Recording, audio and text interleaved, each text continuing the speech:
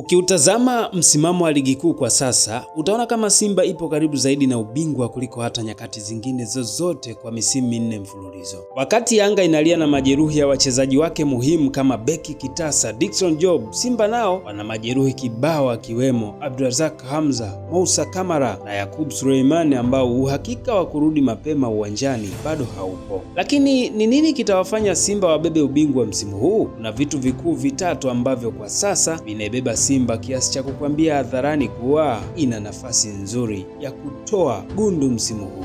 Kwa odds za kibabe, sehemu pekee ya kuweka mkeka wako na ukavuna pakubwa ni BetWinner. Jisajili leo kwa promo code yangu nimekuwekea hapo juu ili tu upate bonus ya 200% kwa deposit ya kwanza utakayoifanya. Linki ya kujiunga na BetWinner nimekuwekea kwenye box la maelezo hapo chini. Hakikisha una subscribe kwa uchambuzi ulioenda shule kama huu. Bila kupoteza muda, acha tuanze.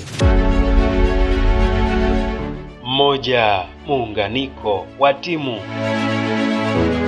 Ukitazama Simba vizuri utakubaliana na mimi nikikwambia kuwa Simba ya sasa ipo kwenye kiwango chake cha juu sana. Yaani kulia kuna Libase Gweye, kushoto yupo Anset Oura, katikati kuna Clatous Chota Chama au Inoruemba, kwenye box to box sasa kuna Racine Kante, Yusuf Kagoma na Nabi Kamara. Hapo sijamtaja Morris Abraham, Elim Panzu Kibisa wala Suleiman Mwalimu, bila kumsahau Simfuko. Wachezaji hawa wanaweza kukupa matokeo yoyote mbele ya mpinzani yeyote. Kocha Steve Barker ameonekana kukizoea kikosi na kutengeneza muunganiko mzuri, hasa pindi timu inaposhambulia maeneo ya pembeni. Kasi ya Libase na Anset Oura inatosha kuifanya Simba kuwa hatari zaidi. Ubunifu wa Roemba na Chama katikati ya dimba unaifanya Simba kuwa na utawala kamili mbele ya mpinzani yeyote, hata kama ni Yanga. Simba ina wachezaji wa daraja la juu ambao wameunganika pamoja kwenye mfumo wa 4-5-1 ambapo kocha Barker mara kadhaa ameonekana kutumia mshambuliaji mmoja wakati kushambulia na muda mwingine huanza na Roemba kama false 9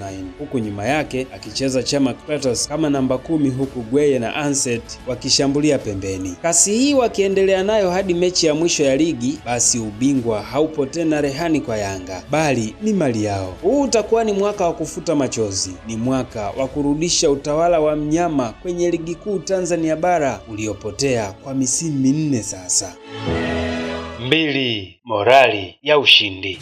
Misimu kadhaa nyuma Simba ilikuwa ikisumbuliwa na morali ya timu kuwa ndogo. Kwa nje wachezaji walionekana wana furaha, lakini kwa ndani kulikuwa na mambo mengi yanaendelea. Hii iliathiri matokeo yao uwanjani kiasi cha kushindwa kuendana na ushindani wa timu kama Yanga ambayo muda wote ilikuwa ikiwekeza kwenye kila mechi, yaani kuanzia ndani ya uwanja na hata nje ya uwanja. Simba ya msimu huu ni kama imejipata hivi. Licha ya kushindwa kufuzu robo fainali kimataifa, lakini Simba imeonekana kuwa na timu nzuri yenye morali ya ushindi, hasa baada ya dirisha dogo la usajili. Usajili wa Roemba, Libase na Anset Oura umeonekana kuwa kama booster kuelekea mafanikio ya Simba msimu huu. Wachezaji hawa wamekuja kuongeza amsha ya ushindi kwa mnyama, na sasa hata ndoto ya ubingwa imeanza kufufuka upya. Na Sokadata nasemaje? Simba ndiyo timu yenye nafasi kubwa ya kubeba ubingwa kuliko Yanga na timu zingine.